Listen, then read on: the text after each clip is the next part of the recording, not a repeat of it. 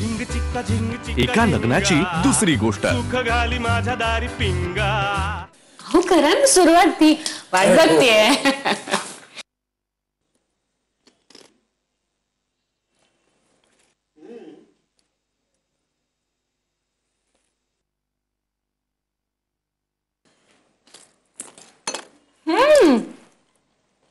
पुरा तर एकदम खुसखुशीत.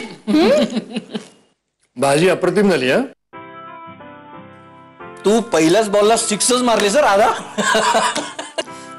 बरं झालं मी मग अशी चव घेऊन बघायचा मोह टाळला, ते नाहीतर मग सगळं कौतुक करायची मजाच निघून गेली असती. असं आलं. राधा, तुझी काय कोशिंबीर केलीस ना तू, फक्त अनुभव असलेली बाईच अशी कोशिंबीर करू शकते. साखर मीठ वरून कढीपत्त्याची फोडणी, क्या बात है. सुप्रिया, तुझं काय खरं नाही आता, तुला आले कॉम्पिटिशन. चालेल मला खरंच अगदी चालेल. उद्यापासून अख्खं किचन तुझ्या ताब्यात देते आणि मी मोकळी होते. नाहीये माऊ, तेवढी एकच गोष्ट तुझी आवडते मला.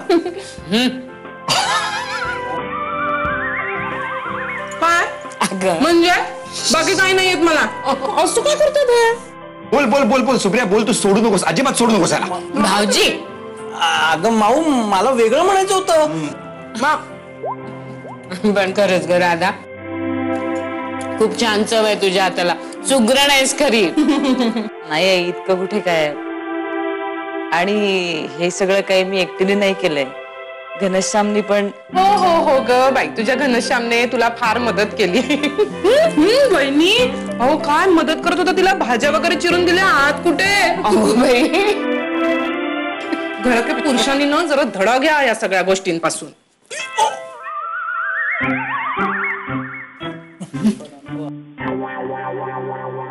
अरे भांडण थांबवा, त्या दोघांपासून काहीतरी शिका. माझ्या माहितीप्रमाणे ते दोघ जण अजिबात भांडत नाही. काय ग देवकी, बरोबर आहे ना?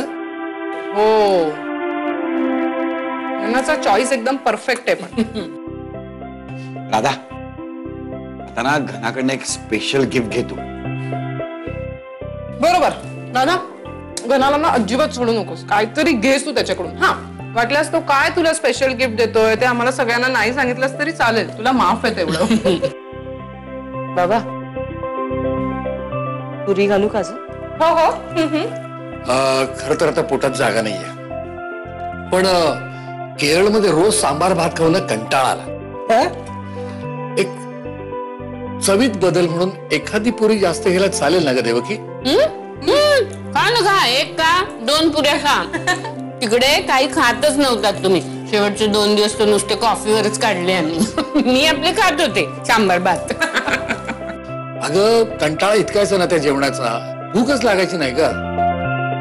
राधा, मी आता एकाच्या जागी 2 पुऱ्या घेतोच. आपलं घरचं जेवण जेवताना इतकं मस्त वाटतं ना. राधा,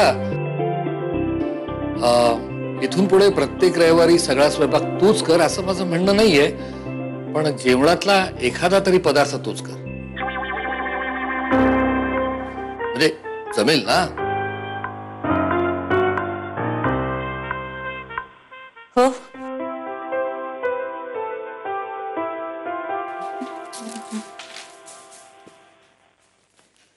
हा हा हा.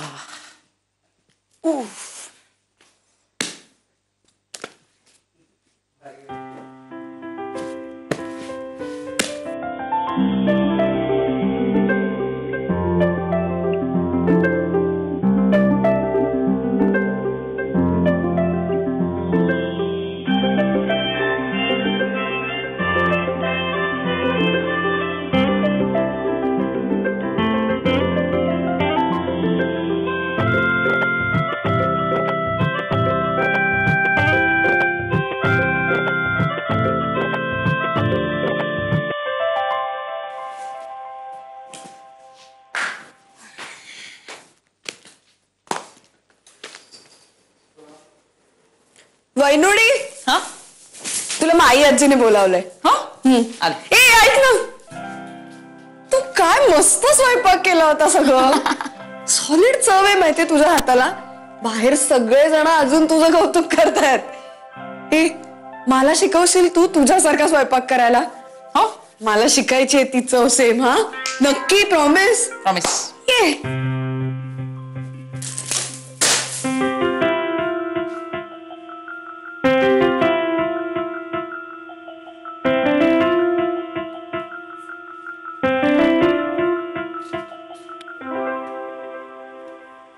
आजी वा वा वा राधा स्वयंपाक अगदी सुरेख झाला होता हो.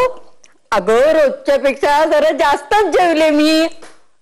आणि भाजी म्हणजे अगदी परफेक्ट. वा वा वा नाच सुनेच्या हातचं खाऊन त्या गोष्टीतल्या म्हातारीसारखी दोट्ट होईन हो मी. सुगरण आहेस हो खरी. हो. आजी मी काही सुगरण वगैरे नाही हो. खर तर मला तुम्हाला एक कन्फेस करायचं आहे. ते ऐकल्यावर तुम्हाला वाटेल की कशी आहे माझी सून, तुम्हाला राग येईल माझा कदाचित. आजी आजचा हा जो स्वयंपाक होता ना तो मी एकटीने केलेला नाहीये. मी आणि घनश्यामने मिळून केलाय हा स्वयंपाक. कारण ना मी खूप ढ आहे या बाबतीत. म्हणजे मला स्वयंपाकातला अनुस्वारा इतकंही काही येत नाही. पण घनश्यामने मला जसं जसं सांगितलं ना तसं तसं मी करत गेले. त्यामुळे खरंच माझं असं काहीच कौतुक नाही खरंच. अगं नाही कसं. हे बघ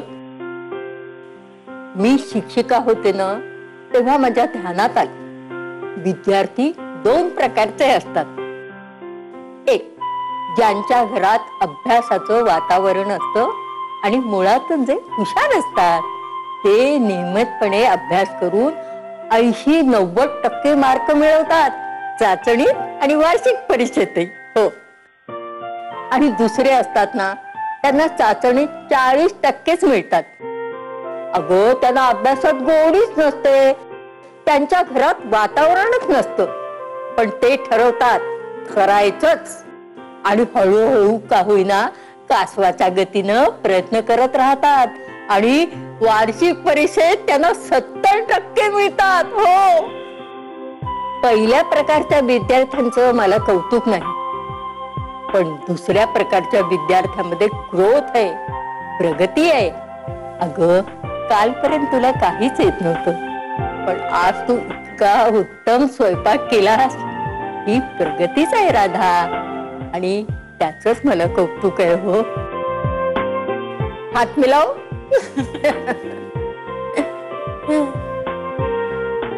आजी तुमच्याशी बोललं ना की सगळं सोपं होऊन जातं.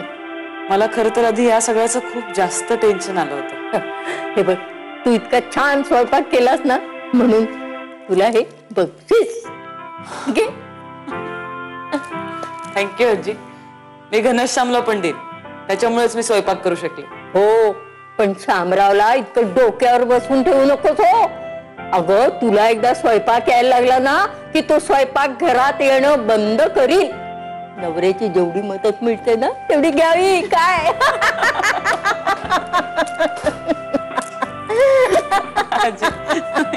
चांगला चाललाय की नाही. अरे तू कशाला आलास बाहेर? मी आले असते राजा. तुला काय होतं पायाला? सांभाळ बाळ. नाही हे बघ मी चालतोय काही नाही. बाबा बसा. आई तू बस बस. बाबा बसा. बसा हो. अरे तू हे बघ हे बघ हे बघ हे बघ हे बघ हे बघ हे बघ. बरं आहे का? बरं आहे. हा बघ हा बघ हा बघ बरं आहे. हा काय काय मस्त. काय कसं झाला प्रवास? उत्तम. उत्तम प्रवासानंतर उत्तम जेवणही झालं. आता उत्तम वामकुक्षी करण्याच्या विचारात आहे. मस्त.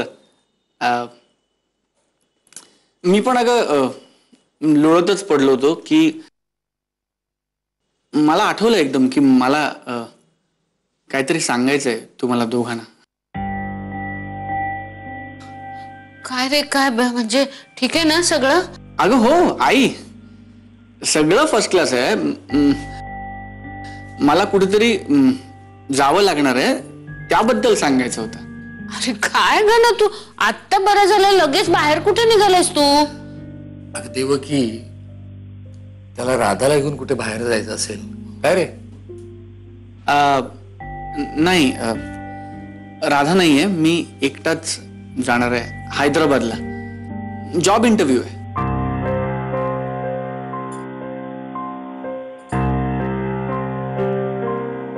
आणि हा जॉब नेमका कुठे आहे?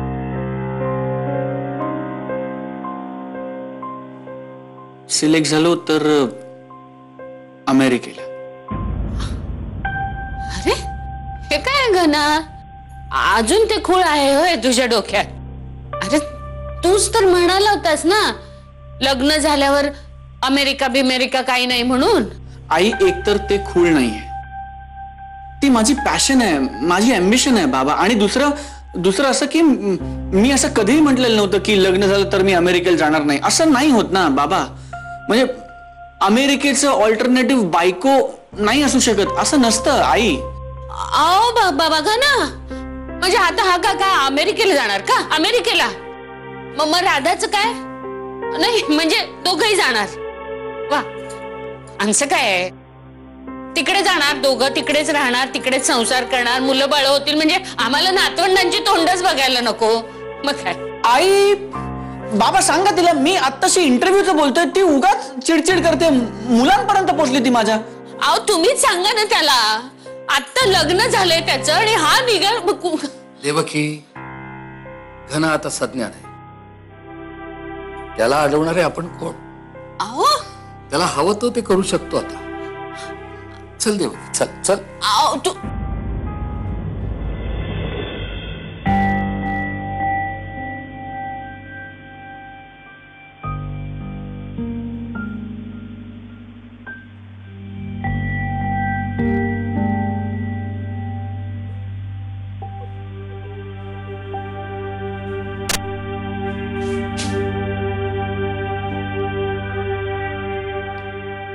वहिनींनी जर पुट्टू पात्र आणलं असेल ना तर मी या रविवारी करेन.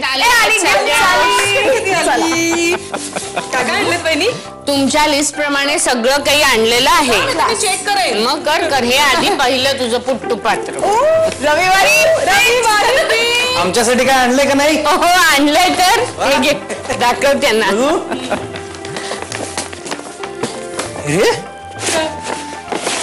साड्यांसारखं दिसतंय. अहो लुंगे त्या काठाच्या. काका ऐक ना, सगळ्यांनी एक दिवस या सारख्या लुंग्या नेसायच्या आणि ना सगळ्यांना रजनीकांत सारखे गॉगल द्यायचे. ते पण आणले? काय थांबा जरा. बरं वहिनी मला सांगा, राधासाठी सुनबाईंसाठी काय आणलं स्पेशल गिफ्ट? हो मी सुप्रिया, राधा काय म्हणतेय, म्हणजे बरी आहे ना? मजेत. हा, मला जरा तुम्हाला एक विचारायचं होतं. काय झालं वहिनी? राधा आणि घना. अहो सांगितलं ना मी, मजेत आहेत, अजिबात काळजी करू नका तुम्ही. तसं नाही ग, म्हणजे त्यांचं काही भांडण वगैरे नाही ना, आम्ही किती वाट बघतोय सगळेजण. अहो भांडतच नाहीत ते. परवा तर मी आणि वल्लीने ना राधाला पकडलं आणि खोदून खोदून विचारलं, म्हटलं काय चाललंय का तुमचं? आमचं बाई वेगळंय, आमचं बाई वेगळंय. म्हटलं काय एवढं वेगळं आहे तुमचं? मग एक काकू, हे काय ग? हा अगं ते हे मल्याळी पुस्तक ज्ञानाने मागवलं होतं ते. ज्ञाना मल्याळी पुस्तक वाचणार आहे? अगं तो काय काही वाचेल. नाही नाही, कॉलेज मधल्या कुठल्या तरी मुलीवरती इम्प्रेशन मारायचं असलं. थांब ग तू. हा तर मला काय विचारायचं होतं, म्हणजे भाऊजी घना काही तुमच्याशी काही बोललाय का? म्हणजे त्यांनी नेमकं काय ठरवलंय असं? मी बोललोय त्याच्याशी. अमेरिकेला जायचं काय? अमेरिका?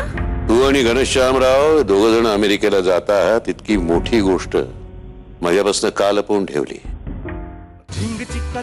एका लग्नाची दुसरी गोष्ट. सुख घाली माझ्या दारी पिंगा.